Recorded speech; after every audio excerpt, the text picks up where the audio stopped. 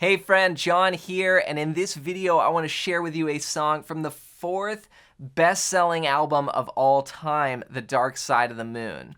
We're going to unpack some signature David Gilmour style guitar playing in this Breathe Pink Floyd guitar lesson. Now before we jump in, let's talk a little bit about the guitar sound. I'm using a Strat, which Gilmour used a Strat quite a bit. He has his signature black Strat with a maple neck.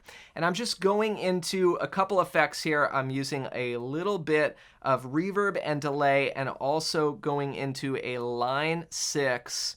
I've got an M5 pedal, which is an older pedal that has a bunch of effects in one, and I had it on a previous pedal board, and so I just pulled it off and plugged it in and dialed up just a little bit of a phaser sound, and that's getting close to this guitar part. So here's what the first part we're gonna learn sounds like. 3, 4.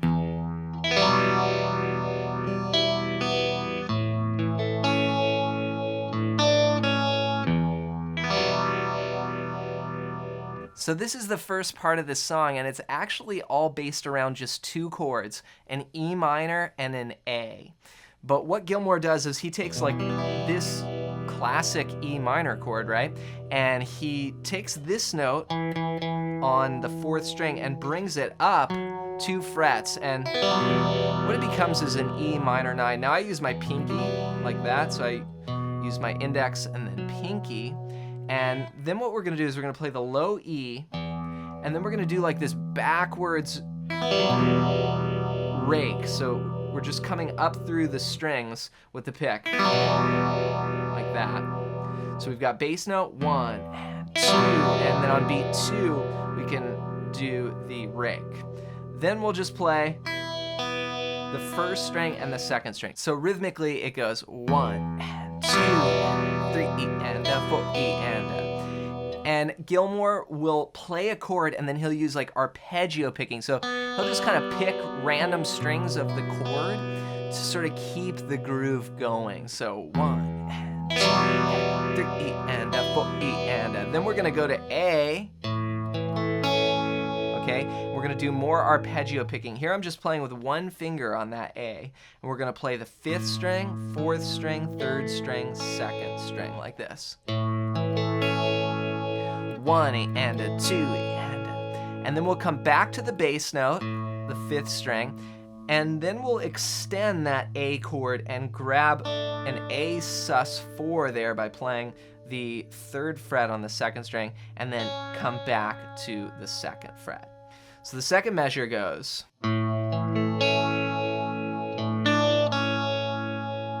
So all together those 2 bars go 3 and 4 and.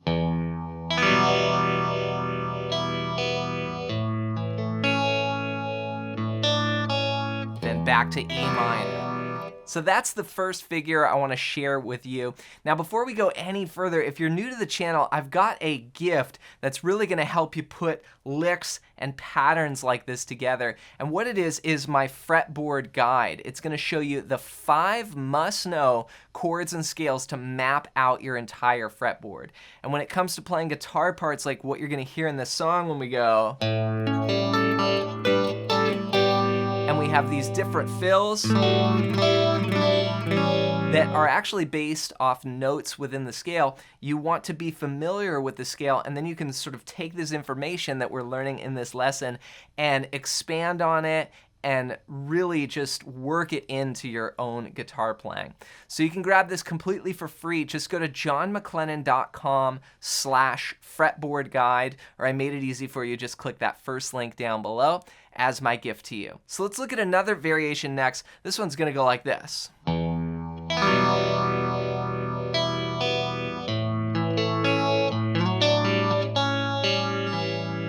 Okay, so here we're getting into this concept of 6 here. So how you play this is you start the same way. You play low E, you do the rake, and then the 1st string, 2nd string, then go to the A. We're gonna start the same way, and then we're gonna go to the 5th string and slide up to the 4th fret on the 4th string, and then We'll grab the 3rd fret on the 2nd string and come back arpeggiating these strings there. So that's 3 open and then 4 on the 4th string. We'll slide into that. And then we'll go to back to the A shape. This is like an A7, so I'm keeping that open G in there. And I'll just pick back through the strings, 2nd string, 3rd string, 4th string. So the second variation goes.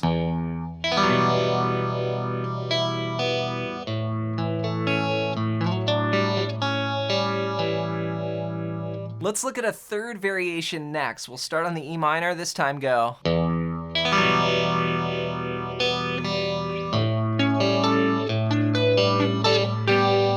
So this is going up to some higher 6 or double stops here. We'll start on the E minor 9.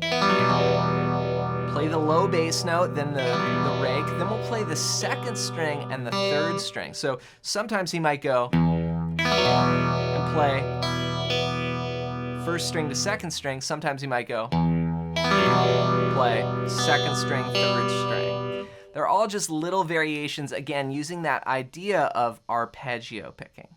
Then we'll go up here. We'll play the open 5th string, then 11, open 10. That's 11 on the 4th string, open 3rd string, and 10 on the 2nd string. So, okay, then we'll go up to 12 and 12, like this. Okay, so that's open, 12, and then we'll go to the 2nd string and come back. So, and then we'll go back to that shape here and then bring it down 2 frets with more of a strum motion. So that bar all together goes 1 E and a 2 E and a 3 E and a 4 E and a... Backing up.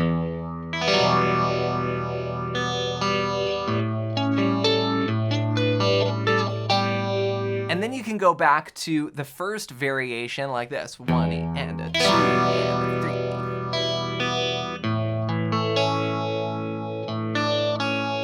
So that progression goes 4 times once the vocals come in. Breathe, breathe in the air.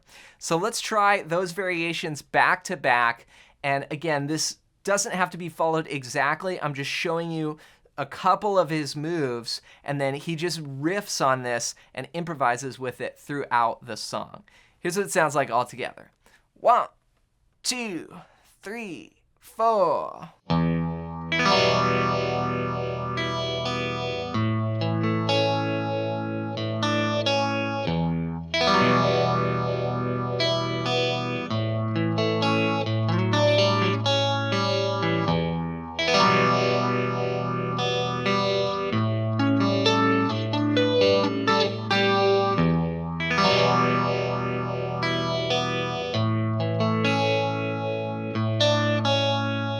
All right, next we're gonna go on to the bridge from here, and this brings in just a beautiful chord progression. It sounds like this.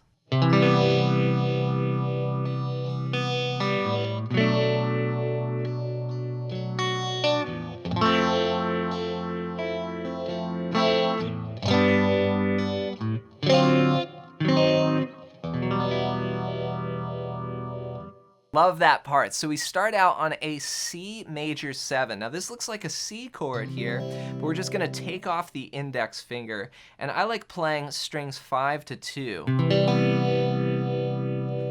And then we're gonna go to B minor 7, just at the 2nd fret, 2, 4, 2, 3, 2. Then F major 7. This I play as a thumb chord. So it's from the 4th string down, 3, 2, 1, open, and then I put my thumb on the low F bass note. If you can't get that, just play from 4 down. It sounds nice to have the bass note in there. Then we're gonna move this up 2 frets, and we'll bar with the index finger there. And then we go to this last part, which I love. That is just a beautiful chord progression there. D7 sharp 9. 5, 4, 5, 6, starting on the 5th string, then 6, 4, 5, 4 for E flat diminished, and then E minor 9. Now a lot of lessons go and just say, you know, like this move, D7 sharp 9, D7 flat 9, but what actually happens is the bass goes up to E flat, so that would make it an E flat diminished, and then you go back to E minor 9.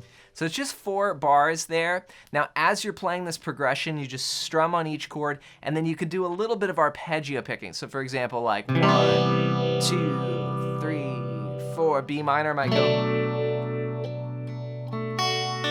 Just pick some strings in there to kind of fill the space and keep it moving. Here's what it sounds like all together. 1, 2, 3, 4.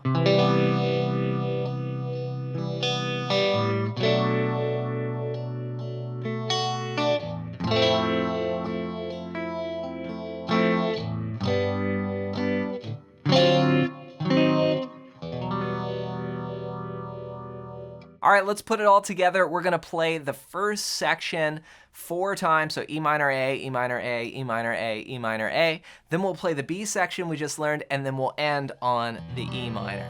Get set, and I'll count you in.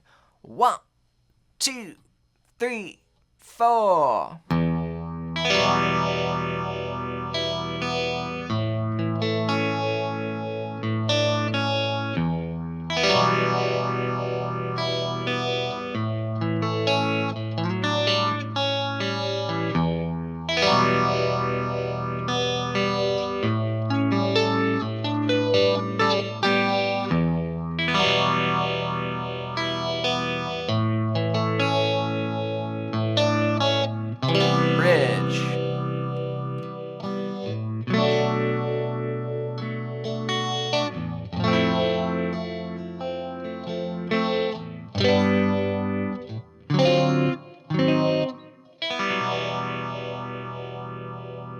What a brilliant song. There it is. Just learn those 2 parts and then practice some of the variations. And then once you feel comfortable, try and play it along with the recording.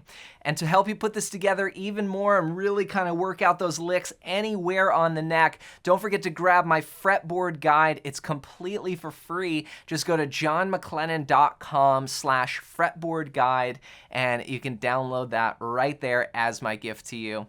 As always, thanks for watching, thanks for listening, and for more Pink Floyd, check out this video next.